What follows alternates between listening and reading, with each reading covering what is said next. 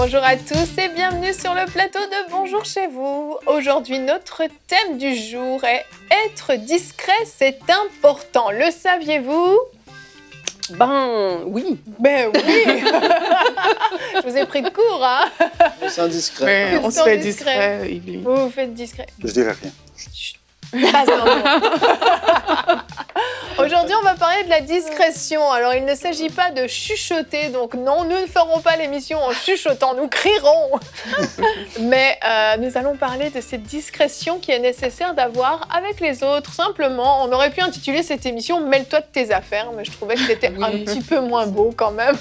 Chacun s'occupe de ses oignons. Voilà, par exemple. Mais on va voir que c'est important de se mêler de nos affaires. Et Anne, dans la rubrique famille, tu vas nous parler aux parents aujourd'hui. Ouais. Je vais parler aux parents d'enfants adultes, parce que malheureusement, en matière de discrétion, il y a des progrès à faire dans beaucoup de familles. Et il y a parfois des parents qui passent littéralement à côté de la plaque et qui se fâchent avec leurs enfants adultes parce qu'ils ont été maladroits. Exactement. Donc je voudrais faire le point avec les parents dans cette rubrique pour dire il y a des gaffes à ne pas faire. Il y a des choses à faire et il y a des choses à ne pas faire quand on est parent d'enfants adultes. Alors on va faire le point ensemble tout à l'heure. Ben, on a hâte que tu nous parles de ça. C'est rare qu'on s'adresse aux Ici, parents. EMCI, d'enfants les adultes. parents parlent aux parents. Les parents parlent aux parents, effectivement. Ben, c'est mieux, on est mieux placés. Hein. Vous avez tous les deux des filles qui sont adultes aujourd'hui, donc vous pouvez nous en parler. Et avec qui on a de très bons rapports. Ah, important. C'est testé et approuvé. Testé et approuvé. Et vérifiable. Et vérifiable, c'est ça. C'est merveilleux. Ben, on va vérifier, nous, le contenu de cette émission avec toi, Jonathan, dans la pensée du jour.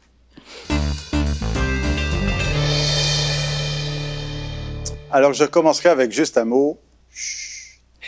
Il ne s'agit pas de ne pas faire de bruit, de peur de ne pas réveiller les autres. Vous savez, un peu comme les enfants qui disent « chut, le bébé dort », puis ils le disent plus fort, comme ça finit par réveiller le bébé. Non, mais il s'agit de définir c'est quoi ici la discrétion et l'indiscrétion. En fait, quand j'étais à l'école biblique, je me suis souvenu de ces cours en disant comment est-ce qu'on fait une bonne prédication.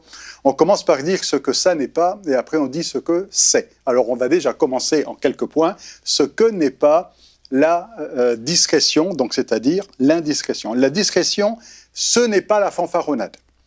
Je sais que dans le sud de la France, on va parler de la fanfaronnade. Je n'ai pas tout à fait l'accent. C'est ça. Donc la fanfaronnade, c'est faire du bruit. Et l'apôtre Paul va dire dans 2 Timothée, chapitre 3, il y a toute une liste qui est quand même assez forte, puisqu'on parle d'égoïsme, d'amis de l'argent, de blasphémateurs, de hautains, de rebelles à leurs parents, d'ingrats, d'irreligieux, enfin des mots qui font peur. Et au milieu, on a fanfaron. Et le fanfaron, en fait, c'est celui qui fait du bruit, c'est celui qui sonne de la trompette, c'est celui qui se vante, c'est celui qui se met en avant. La discrétion, ce n'est pas ça. La discrétion, ce n'est pas faire du bruit pour se faire remarquer. Jésus dit, quand vous priez, soyez pas comme des hypocrites qui aiment à prier debout et qui font du bruit pour qu'on les voit en train de prier. Mais quand tu pries, sois là dans le secret. Et on a 3 fois dans Matthieu 6, quand tu pries, fais-le dans le secret et non pas devant tout le monde. Quand tu jeûnes, fais-le dans le secret et non pas devant tout le monde. Et quand tu donnes, quand tu fais l'aumône, fais-le dans le secret d'une manière cachée et non pas devant tout le monde. Donc on retrouve 3 fois ça en Matthieu 6. Donc, ne pas faire du bruit pour se faire remarquer. Il ne s'agit pas de faire pour les autres, mais pour Dieu. La discrétion, évidemment, là, c'est une lapalissade. La discrétion, ce n'est pas l'indiscrétion. Alors, c'est quoi l'indiscrétion ? Je suis allé voir le dictionnaire Larousse et il nous dit que l'indiscrétion, c'est un caractère déplacé, malséant. C'est lire par indiscrétion une lettre qui ne vous est pas adressée. Donc, il ne faut pas rentrer dans ce mode-là où c'est un défaut qui révèle les choses qui devaient rester secrètes. Alors, bref, mêle-toi de tes affaires. Et l'apôtre Paul dit exactement la même chose, et j'ai vérifié toutes les traductions françaises. Si on prend 1 Thessaloniciens 4:11, il dit mêle-toi de tes affaires, occupe-toi de tes propres affaires. Et donc, ça veut dire quoi, ça ? Ça veut dire on n'est pas là à vouloir voir ce qui se passe chez les autres, mais déjà à s'occuper de ses affaires. Alors, qu'est-ce que la discrétion ? La discrétion, c'est le contraire de tout ça. La discrétion, c'est être capable de rester dans le secret, de garder ce cœur en disant je ne fais pas les choses pour être vu, pour sonner de la trompette, pour que tout le monde sache que je prie, que je jeûne ou que je fasse l'aumône. Mais la discrétion, donc, c'est cette attitude personnelle vis-à-vis de Dieu. Mais la discrétion, c'est aussi un caractère vis-à-vis des autres et être discret par rapport aux autres, être capable de garder quelque chose de confidentiel lorsque ça doit être confidentiel et ne pas essayer, par une curiosité malsaine, essayer d'aller chercher à faire dévoiler chez l'autre ce qui doit rester discret.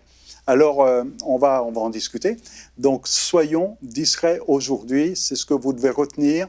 Et si ce n'est pas le cas, il faut vous engager. Je vais faire des efforts à partir d'aujourd'hui, mettez-le dans votre agenda, à être un peu plus discret. Merci pour ta discrétion, Jonathan. C'est vrai que la discrétion, on peut se dire, c'est un thème un petit peu, s'en fiche un peu, mais on voit, tu as cité plusieurs passages dans la Bible qui nous parlent de discrétion. Et en fait, la discrétion, c'est quelque chose qui est important aux yeux de Dieu, et c'est important de sonder son cœur aujourd'hui, puis de se demander, est-ce que j'ai un petit problème d'indiscrétion? Est-ce que j'ai tendance à vouloir me mêler des affaires des autres? Ou, comme tu l'as dit, est-ce que j'ai tendance à vouloir faire les choses pour qu'on me regarde? Donc, Jonathan, si je comprends bien, on ne doit pas s'occuper du regard des autres, c'est ça? C'est ça, parce que si on fait les choses pour Dieu, c'est pas pour les autres. Si tu pries le matin dans ta chambre, c'est pas la peine de sonner de la trompette ou de prendre une photo sur Facebook. Il est 4 heures du matin, je commence à prier, puis après dire 3 heures plus tard, je sors de ma chambre de prière humblement et en toute discrétion. Je crois que ça parle à quelqu'un aujourd'hui. Il y a des gens qui font ça. Oui, il y en a qui font ça. Il n'y a qu'à regarder Facebook. Hein. Ça, bon. Qui dit, je ne serai pas avec vous pour la longue veille, je jeûne et je prie toute la nuit. Ah bah oui, il y en a qui font ça. Donc c'est ça, donc c'est pas la peine, parce que sinon après c'est de la vantardise, et même ça devient de l'orgueil. Parce qu'on veut mettre en avant notre piété. Mais notre piété ou notre communion avec Dieu, c'est quelque chose entre nous et Dieu. C'est du confidentiel. C'est pas si tu as passé du temps dans la prière et que le Seigneur t'a parlé, qu'il a mis sur ton cœur des bonnes choses, c'est pour toi. Il y a des choses qui n'ont pas à être à répéter, mais de dire, Seigneur, je ne viens pas ici dans ta présence pour que tout le monde sache que je passe du temps avec toi. Je viens parce que j'aime être dans ta présence. Et puis, Jésus dit, ferme la porte et dans le secret. Ouais. Donc, il y a des choses qui doivent rester secrets. L'indiscrétion, c'est faire sortir ce secret-là. Et donc, du coup, on n'est plus dans le secret. Il y a même une dimension supplémentaire. Hein. Dans plusieurs passages de la Bible, on voit que si on reste dans le secret avec notre Père Céleste, on a une récompense. Puisque quand il dit celui qui fait ça pour être vu, il a déjà sa récompense. Ça veut dire qu'il y a une récompense qui est associée à la discrétion, que quand on passe du temps dans le secret avec Dieu sans que personne le sache et sans s'en vanter, il y a une récompense qui vient avec. Tout à fait. Donc, je ne vais pas vous dire tout ce que j'ai fait. Le temps que tu as mis pour écrire cette pensée du jour. On va rester discret à ce sujet-là. Et humble, parce qu'on voit que c'est une question ça d'humilité. nous parle d'humilité oui, aussi. En fait, tu parlais d'orgueil, mais finalement, la discrétion, c'est de l'humilité aussi. Parce qu'après, c'est pourquoi. Oui. Pourquoi est-ce qu'on a besoin de le faire savoir pour dire, moi, je prie plus que les autres, moi, je prie plus que la moyenne, moi, je lis plus ma Bible, moi, je fais plus cela, moi, j'ai jeûné plus, moi, j'ai fait cela. Faut sonder ses motivations. Je veux dire, parce que même, Jésus va dire, quand tu jeûnes, tu te maquilles quelque part, c'est-à-dire que tu te parfumes, tu fais en sorte qu'on ne voit pas que tu jeûnes. Quoi. Ouais. Donc, c'est pas... Alors, à plus forte raison, tu ne dis pas j'en suis à J+, sur Facebook, encore un jour de plus. Et puis, c'est comme si on est en train de battre un record ici. Mais c'est un signe d'immaturité aussi. C'est souvent les enfants qui font les choses pour que leurs parents les voient et les complimentent. Puis, je pense que quand on est adulte et qu'on fait ça, c'est aussi parce qu'on veut être vu et reconnu. Et c'est un signe d'immaturité. C'est vrai. On n'est pas en train comme de juger les gens, parce qu'au fond, on ne peut pas connaître les motivations qui poussent certaines personnes à se montrer ou pas. Mais vraiment, ce qu'on veut faire ici, c'est vraiment d'encourager les gens à sonder leur cœur, en fait. De ne pas faire les choses pour les mauvaises raisons et de faire les choses par discrétion, parce que c'est justement ça que Dieu nous demande de faire avec tous les versets qu'on a vus aujourd'hui. Et vraiment, c'est une attitude de cœur d'abord, la discrétion. Que ce soit vis-à-vis de nous, que ce soit par rapport aux autres, c'est une attitude de cœur qui veut d'abord faire la volonté de Dieu. Et après, parce que je veux le faire, je ne vais pas aller fouiller ou fouiner dans la vie des autres, dans les affaires des autres. Je ne vais pas essayer de me comparer à d'autres personnes pour montrer que, regarde, moi, je suis la fille qui prie le mieux sur ce plateau. Est-ce que tu viens de le soutenir? Travaille ton humilité, mon ami. Non, mais c'est ça, en fait. Ouais, ouais. C'est que c'est pas le but. Le but, vraiment, c'est d'honorer le Seigneur. Et en marchant dans cette direction-là, mais c'est ça qui nous pousse à faire les choses, c'est ça qui nous pousse à être distrait, c'est ça qui pousse à publier peut-être une vidéo, c'est ça qui pousse à poser différentes actions, et c'est ça qui pousse à ne même pas aller trop chercher dans la vie des gens, mais à respecter la part qu'eux, ils veulent bien nous donner dans leur vie, en fait. C'est ça. Et on le comprend très bien quand on parle d'argent, quand on donne, quand on fait l'aumône ou quand on est généreux. Il ne s'agit pas de publier, voilà, aujourd'hui, j'ai fait un chèque de temps avec tant de zéros pour telle association, pour Enseigne-moi. Merci, si vous avez à cœur de donner 100 000 $, on les prend. Mais, et on ne le dira pas, on ne dira pas que c'est vous, on restera discret à ce sujet-là. Mais il ne s'agit pas de dire, voilà, on le donne, mais on reste discret. Mais imaginez l'indiscrétion, je ne sais pas si ça vous est déjà arrivé, que pendant le temps, il y a un temps d'offrande, vous êtes en train de rédiger le chèque pour l'offrande, puis il y a quelqu'un qui veut voir le montant que vous mettez sur le chèque. On dit non, mais ça se fait pas là. C'est entre moi et Dieu, où j'ai pas besoin ou de montrer, ou imaginez celui qui dit je fais un chèque puis ils m'ont déjà vu là. C'est parce que je donne ça. Bon, et à tel point que ça finit par être hypocrite. Et puis du coup, on est plus sincère dans ce que l'on fait. Et il faut savoir être discret. Alors on le comprend très bien quand il s'agit d'argent, parce que dans la francophonie, on aime la discrétion dès qu'il s'agit d'argent, mais ça doit être pour tous les domaines de notre vie, quoi. C'est ça. Si tu as fait du bien à ton voisin, pas obligé de dire je suis allé déménager mon voisin, vous vous rendez compte, j'ai passé 4 heures à faire ça aujourd'hui, tu l'as fait, tant mieux.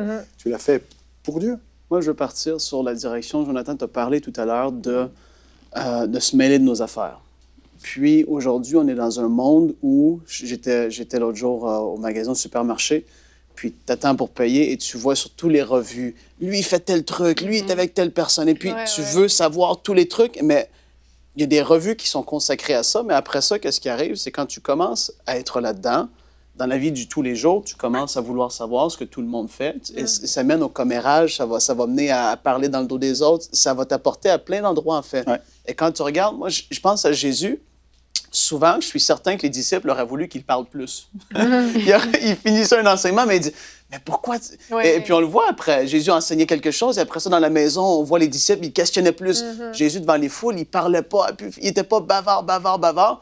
Il était, je suis sûr qu'il y avait vraiment cet aspect-là de la discrétion qui était là. Et puis c'est comme un peu mystérieux si on veut dire « Mais pourquoi il ne parlait pas plus? » Mais il était comme ça, et on revient à ça. Et par rapport à ce que je disais tout à l'heure au commérage et à vouloir savoir tout ce que les gens... Mais ça va t'apporter même au péché, en fait. Ça va t'apporter à la calomnie, à parler dans le dos des autres. Ça va t'apporter à vouloir toujours savoir, comme j'ai dit, qu'est-ce que lui ou lui fait. Et puis, ça va juste apporter le désordre, en fait. La Bible dit que celui qui parle beaucoup ne manque pas de péché. Ouais. Et puis, c'est vraiment vrai. On est des gens, on parle beaucoup. Ouais. On veut savoir tous les trucs qui ne nous concernent pas et on perd notre temps avec tout ça. Et ça va nous enlever le focus du but de ce qu'on doit faire, en fait. C'est tout du temps dans notre vie qui est pris à toutes sortes d'occupations. Sur Internet, tu vas sur des sites, tu veux savoir ce que toutes les célébrités font, ce que toutes les personnes font et tu veux... Mais pourquoi savoir tout ça? On doit apprendre à être un peu plus vraiment discret. On est dans une société actuellement où la discrétion, en fait, ça n'existe plus. C'est ça. Les gens se filment chez eux, les gens se prennent en photo chez eux, les gens racontent en détail ce qu'ils ont fait dans leur journée et les gens aiment ça. En fait, c'est une société un petit peu voyeuriste. C'est ça. On veut savoir ce que les autres font et c'est ce qu'on aime, c'est ce qui marche, c'est ce qui fait des likes, des vues. C'est ça qui marche. Hein. On en parlait hier, Aurélie, et c'est ça le problème. Et je pense que vraiment, si quand on est justement en train d'aller espionner la vie des autres, qui veulent bien se montrer, c'est pas de l'espionnage discret, c'est vraiment volontaire, on sonde notre cœur puis on se demande, mais pourquoi je fais ça exactement? Et il faut faire attention parce que du coup, ça alimente une mauvaise curiosité. Oui. On a ce dicton populaire qui dit que la curiosité est un mauvais défaut, et c'est vrai. Et des fois, on est trop curieux. On veut savoir des choses qui ne nous regardent pas. Tu veux savoir comment est fait la salle de bain de ton pasteur, ça te regarde pas. Tu veux savoir s'il dort en caleçon ou en pyjama, qu'importe.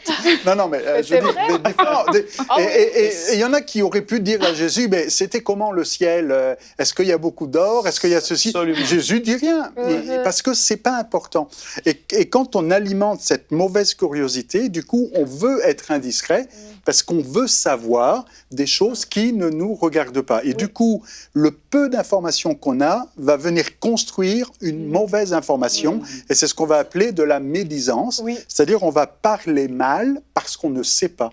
Et il n'y a rien de pire quand on ne sait pas et quand on devine. On dit, il y a quelqu'un qui fait ça, donc, oh, il a une nouvelle voiture, donc il a dû prendre de l'argent quelque part. T'en sais rien.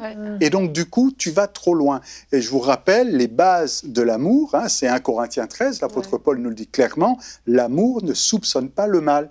Et si on est bienveillant, on n'est pas médisant et on n'est pas indiscret et on va chercher le bien plutôt que de tout de suite essayer de trouver du mal quelque part. Alors apprenons à ne pas être curieux. On prend l'information qu'on nous donne. Aurélie me donne de l'information sur ce qu'elle a fait ce week-end, je suis content. Mais je n'essaye pas de deviner, tiens, qu'est-ce qu'elle a bien pu faire? Elle a un regard un peu spécial, il a dû se passer quelque chose. Et puis du coup, on arrive avec toutes sortes d'affaires complètement fausses. Et ça, c'est mauvais. Je voudrais couronner ce magnifique propos en disant une citation de la voisine de ma grand-mère qui était une commère, mais le prix Nobel de commérage, et qui disait « Quand on ne sait pas, on invente, ça produit toujours son petit effet. Oh. » Avec l'accent berrichon, quand on ne sait pas où l'invente, ça produit toujours son petit effet. C'est extraordinaire. Ça, c'est pas la Bible. C'est pas la Bible, c'est la commère de la rue. C'est terrible. Vraiment. Mais je pense que, parce que là, elle, c'était visible, c'était pleinement assumé, c'était une commère assumée. Mais je pense que beaucoup sont des commères non assumées et intérieures. Donc ça sort peut-être pas de la bouche, mais ça se passe dans le cœur, ça se passe dans les pensées. Et c'est là où c'est important de vraiment être honnête vis-à-vis de nous-mêmes et sonder réellement notre cœur. Et peut-être parfois, il va falloir éviter d'aller un peu sur Facebook, d'aller un peu sur YouTube, d'aller un peu sur Instagram, etc., parce que c'est simplement une occasion de chute pour nous. Et on pense à des choses et on fait de la médisance intérieure, mais ça reste de la médisance. Pour rester bienveillant. Pour rester bienveillant, tout à fait. Et on va terminer ce temps de discussion avec notre verset du jour pour valider tout ça une bonne fois pour toutes. 1 Thessaloniciens 4:11. Mais nous vous encourageons, frères et sœurs, à progresser encore. Et oui, on doit encore progresser. À vous efforcer de vivre en paix et à vous occuper de vos propres affaires. C'est la Bible qui le dit, c'est pas moi. Je pense pas certain qu'il le dit comme ça. Ah, de vos propres affaires. Mets-toi tes affaires. Hey, mets-toi tes affaires. C'est clair. Moi, je le faisais en toute douceur. Mais ça parle plus de l'autre façon. Mais quelqu'un a besoin de l'entendre aujourd'hui. Mêle-toi de tes affaires. Amen. Recevez, si c'est vous. En tout cas, sur ce plateau, on sonde tous notre cœur également. Et puis, on a tous à progresser, comme ce verset le dit. Et Anne, on va maintenant passer à la rubrique famille. On va voir justement quel type de discrétion il faut avoir quand on est parent d'enfants adultes. On passe à la rubrique famille.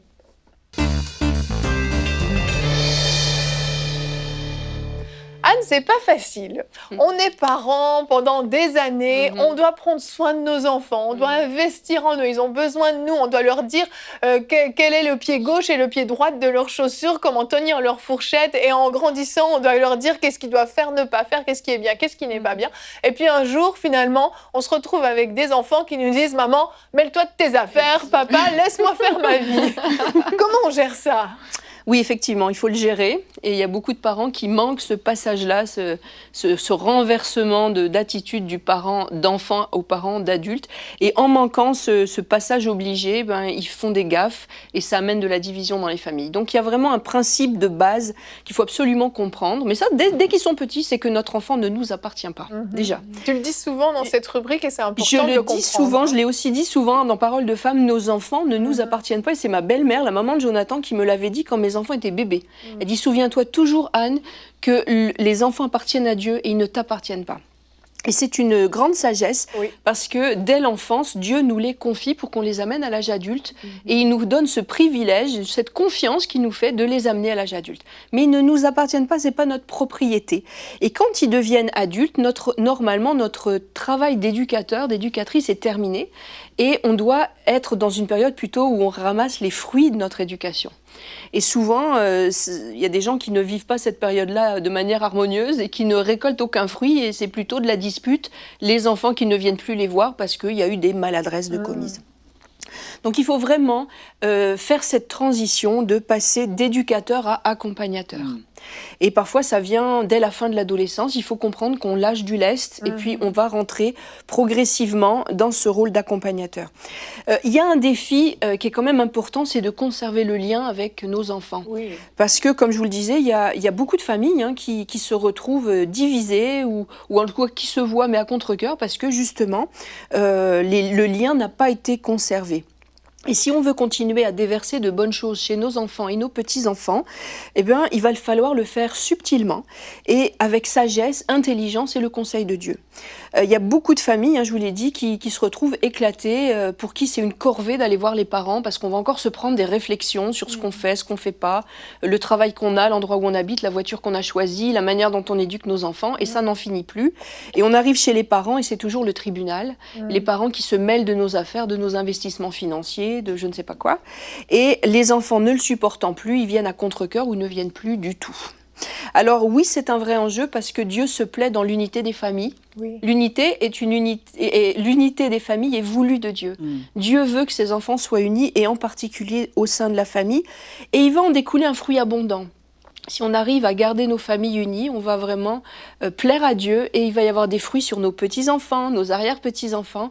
Et l'unité des familles est une grande bénédiction. Alors on va y travailler. Parce que c'est pas facile. Nous, on est parents d'enfants adultes, on a eu une transition à faire, puis des fois, elle a fait mal, mais il faut la faire absolument. On n'est plus là pour façonner le jeune. Notre travail est fait normalement. Et il faut... en fait, le principe, c'est je ne suis plus là pour te dire ce que tu as à faire, mais je serai toujours là pour toi si tu as besoin de moi. Et donc ça, c'est la on reste devise des parents. disponible, mais on n'est plus en train de dicter chaque pas, en fait. C'est ça. Il faut avoir un rapport qui change. On n'est plus l'éducateur. On va être une ressource paisible, subtile. Quelqu'un... moi, je sais que les parents de Jonathan priaient, par exemple, tous les vendredis midi, ils jeûnaient, ils priaient, et on savait qu'ils priaient pour nous, pour nos enfants, pour notre ministère. Ok.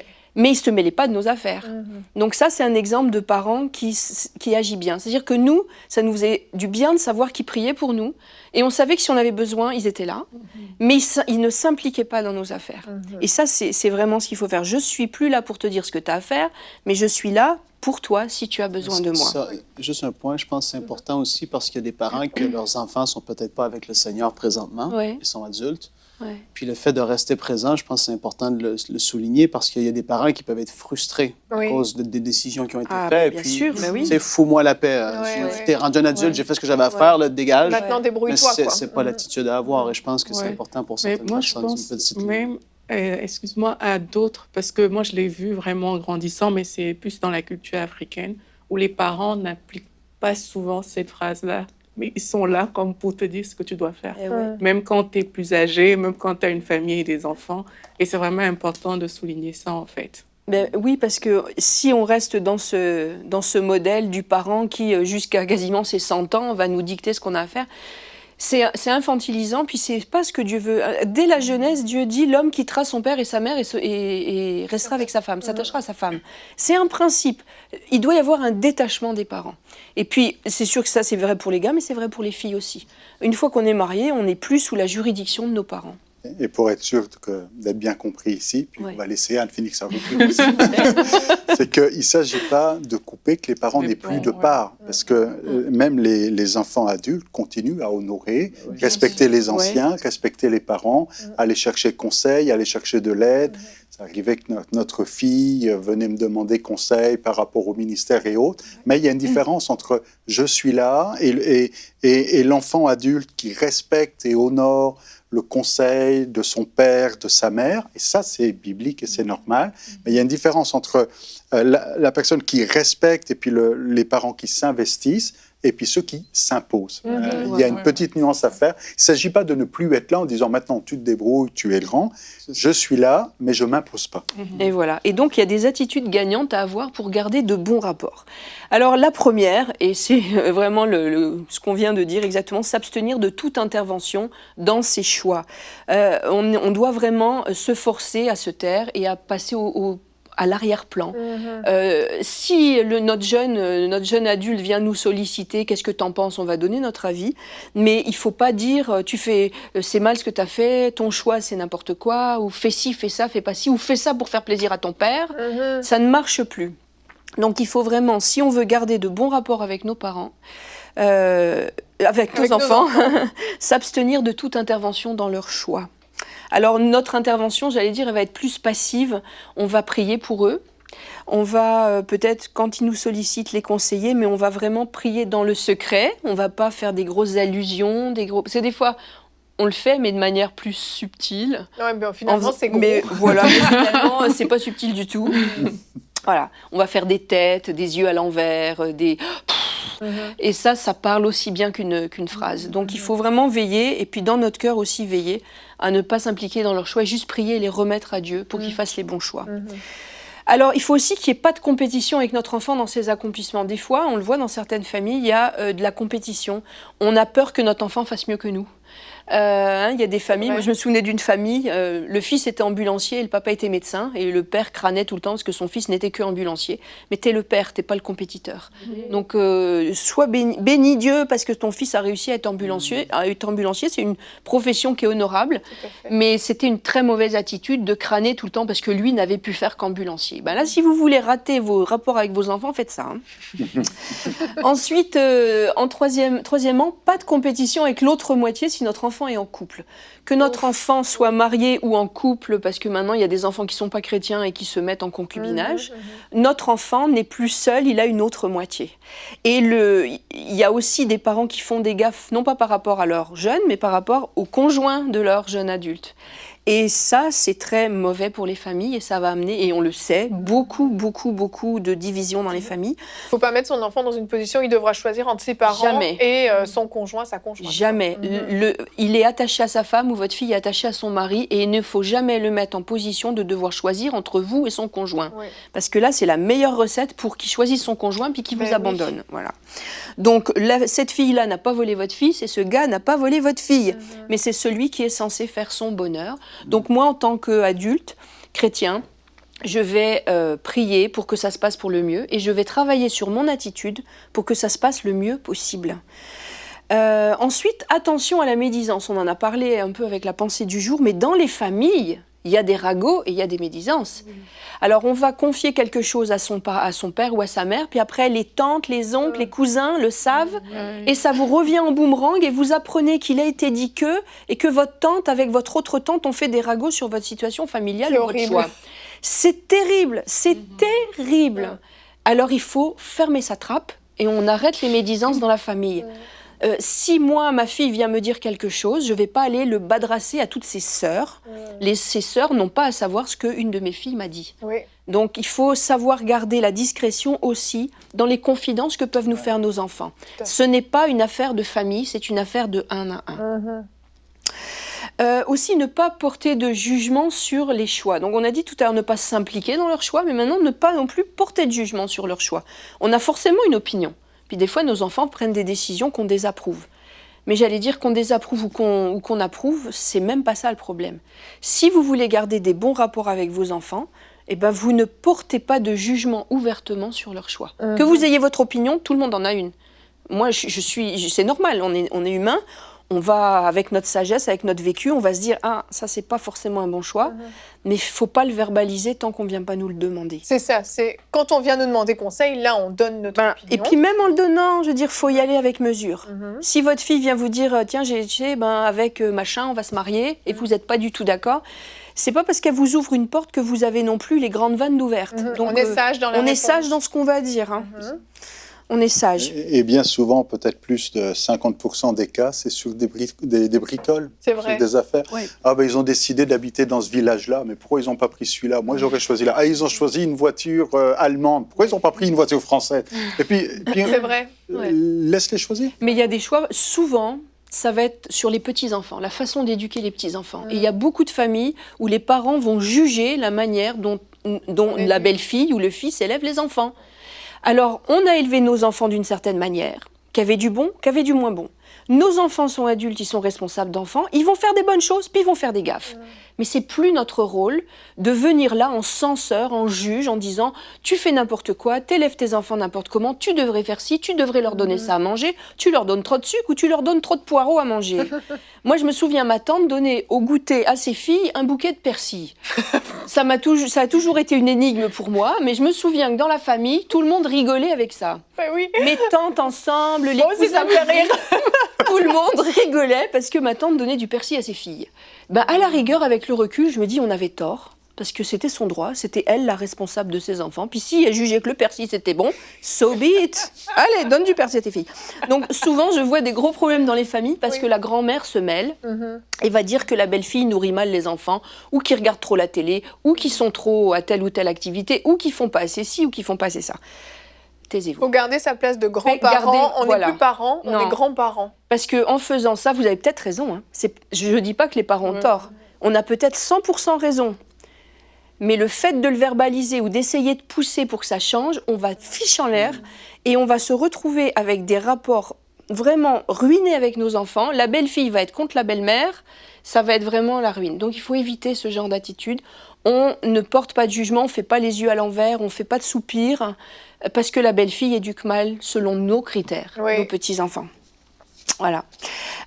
Aussi, il faut savoir rester discret, on l'a dit, ne pas faire de mine, et aussi discret dans la présence. Il y a des parents qui sont tout le temps chez leurs enfants, et il y a Proverbe 25-17 qui dit « Mets rarement le pied chez ton prochain, il risquerait d'être saturé et de te détester. » Et c'est valable dans les familles. C'est clair, hein. C'est vrai. C'est la version Nouvelle Bible Seconde, ça. Voilà, on a tout dit. Je veux dire, si vous êtes trop souvent chez vos enfants, attendez d'être invité et assurez-vous de ne pas être de trop. Parce que sinon, vos enfants vont se lasser. Ensuite, ne pas les culpabiliser de notre solitude. Quand le nid est vide, il y a des parents, souvent c'est les mamans, qui se languissent parce que les enfants sont partis. Et c'est vraiment malvenu de les culpabiliser de notre solitude. C'est juste la nature des choses. C'est la vie. Vos enfants sont adultes, ils sont partis, c'est juste comme ça, puis il faut en prendre son parti. Et si on est seul, qu'on se sent seul et qu'on déprime, ben, c'est pas à nos enfants à culpabiliser à cause de ça. Ce qu'ils font, c'est normal. Ils se sont éloignés, c'est juste normal. Et il faut les laisser respirer. Ensuite, il faut rester disponible s'ils ont besoin de nous. On l'a dit tout à l'heure dans les commentaires de la pensée du jour. Il faut vraiment être disponible et pas non plus... Il y a des parents, c'est le contraire. Maintenant, fais ta vie, moi je fais la mienne, je veux plus entendre parler de toi, tu m'agaces. Moi, je me souviens d'une voisine à ma mère qui avait dit « Oh, j'ai élevé mes enfants, maintenant, c'est pas à moi d'élever mes petits-enfants, débrouille-toi avec les tiens. » Et je me souviens, ça m'avait choquée d'entendre ça. Je m'étais dit « Mais c'est une grâce de pouvoir garder ses petits-enfants. » Ben, en tout cas, de pouvoir déverser dans leur vie. Ça, c'est l'autre extrême. C'est l'autre extrême, c'est ça. Se dire, bon, moi, je t'ai élevé, maintenant élève tes gamins, je veux rien entendre parler. Le principe, c'est de conserver un lien, un bon lien, une belle relation, en fait. C'est ça, tu restes disponible s'il a besoin de toi. Et puis, cultiver l'action de grâce au sujet de nos enfants. Alors, c'est sûr, si on est dans une famille où les enfants ont bien tourné, que tout le monde sert le Seigneur, que c'est la famille Sunshine, tu sais, on prend le petit déjeuner au soleil, tout va bien, tout le monde est content, tout le monde est heureux, tout le monde est beau et en bonne santé. Bon, bah tant mieux, merci Seigneur. Mais on parle de notre famille, là. Oui, je parlais de notre famille, absolument. Mais cultiver l'action de grâce même dans des situations qui sont plus problématiques. Et ça va beaucoup nous consoler, ça va aussi nous donner de l'espoir et ça va nous amener aussi à confesser des choses qui vont être bonnes. Parce que si nos enfants ont pris des mauvais plis, pris des mauvais chemins, pris de mauvaises décisions, ben merci Seigneur quand même. Merci pour leur vie, merci parce que je suis leur parent, merci parce que tu me donnes l'occasion de prier pour eux. Il y a toujours un sujet d'action de grâce. Dans une dernière rubrique sur Flashback sur Corrie ten Boom, j'avais dit que sa sœur remerciait pour les puces, puis qu'on s'était rendu compte qu'après, les puces avaient eu un effet positif sur leur moment de prière. Et il y a des choses qui, a priori, ne sont pas des sujets d'action de grâce, mais il faut apprendre à rendre grâce même pour les sujets qui nous irritent. Alors, je ne vais pas non plus rendre gloire à Dieu parce que ma fille a fait n'importe quoi, mais on trouve toujours des sujets d'action de grâce et il faut s'appliquer à les trouver. Ensuite, il faut ne jamais cesser de croire en eux. Et ça, c'est la conséquence de l'action de grâce que j'ai cultivée à propos de mes enfants. C'est-à-dire que Dieu n'a pas dit son dernier mot jusqu'au dernier souffle. Et quand nos enfants ont pris de mauvais plis, ont fait de mauvais choix, pris de mauvaises routes, il y a quand même un formidable potentiel en eux. Et le plus beau des potentiels, c'est que l'action de Dieu va se faire dans leur vie, si on prie et qu'on est fidèle dans la prière. Donc nos enfants ont un potentiel, si on les a bien élevés, il y a toujours des bons restes. Si on a fait des erreurs, Dieu est miséricordieux pour les compenser. Et il ne faut jamais cesser de croire en nos enfants, même quand ils ont des vies qui, selon nos critères, sont désastreuses. Alors, en résumé, il faut rester en retrait, cultiver la discrétion, qu'il n'y ait pas de jugement sur leur choix, être un soutien quoi qu'il arrive, et de dire, je ne suis pas moi, en tant que parent, responsable de ces choix, mais je suis responsable, par contre, de les porter dans la prière jusqu'au bout. Même s'ils ont 40 ans ou 50 ans, mes enfants, je les porte dans la prière jusqu'au bout. Et ne pas s'incruster, ne pas s'imposer, ne pas s'incruster, et donner des conseils quand ils sont sollicités.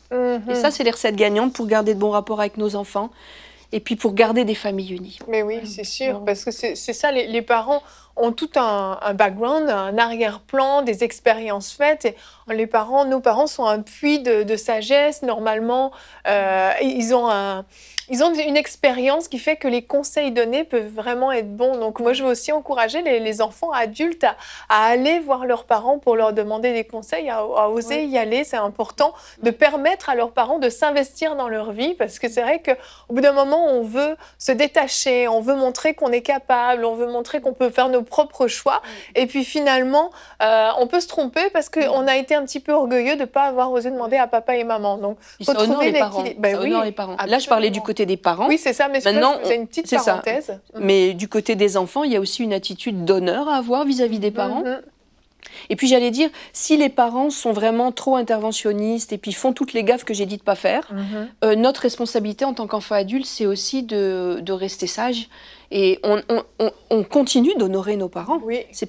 On n'a pas à leur foncer dedans. C'est pas une excuse pour marcher dans le déshonneur. Pour être dans le déshonneur. S'il faut prendre ses distances parce que la relation est trop toxique, peut-être il va falloir en passer par là. Ça peut arriver dans certaines familles. Mais maintenant, on n'a pas à manquer d'honneur en, les insultant ou les remettant à leur place. Tu as des enfants, moi j'en ai entendu, des enfants adultes qui remettent à leur place les parents. Et ça, c'est manquer d'honneur. Absolument. Donc en tant qu'enfant, maintenant côté enfant, on doit toujours rester, avoir une attitude honorable envers nos parents. Oui. Voilà. En quelques secondes, pour ceux qui nous écoutent et qui disent moi, je n'ai pas d'enfant adulte, la rubrique, c'est pas pour moi, c'est pour vous aussi, parce que ce sont des principes de famille. Et c'est vrai dans toutes les familles, y compris dans la famille de Dieu. Oui. Vous pouvez prendre tous ces principes-là et les mettre dans l'Église, parce que c'est une famille, et avoir ce même genre d'attitude entre frères et sœurs, et entre leaders et responsables dans l'Église par rapport à la famille de l'Église. Même si on n'est pas parent d'enfants adultes, on peut être une tante ou un oncle. Et puis ce que j'ai dit par rapport au commérage dans la famille, c'est valable aussi pour les oncles et tantes et les grands-parents. Ça, c'est bien vrai. Effectivement. Ah, tu parles pas espagnol? Non, je n'ai pas à me plaindre. Moi, j'ai fui la Suisse. Affaire réglée. Habituellement, les gens vont se réfugier. Moi, j'ai fui. Non, je plaisante. Dans ma famille, non, la discrétion marche très, très bien dans ma famille. Peut-être trop bien, même. Mais merci beaucoup, Anne, pour tous ces excellents conseils, parce qu'on n'en parle pas souvent. On s'attarde souvent plus sur les enfants en bas âge, ou l'adolescence. Et puis, on a l'impression qu'une fois que l'adolescence est passée, c'est bon, tout est beau, tout est relax. Mais en fait, on voit qu'il y a encore du chemin à faire.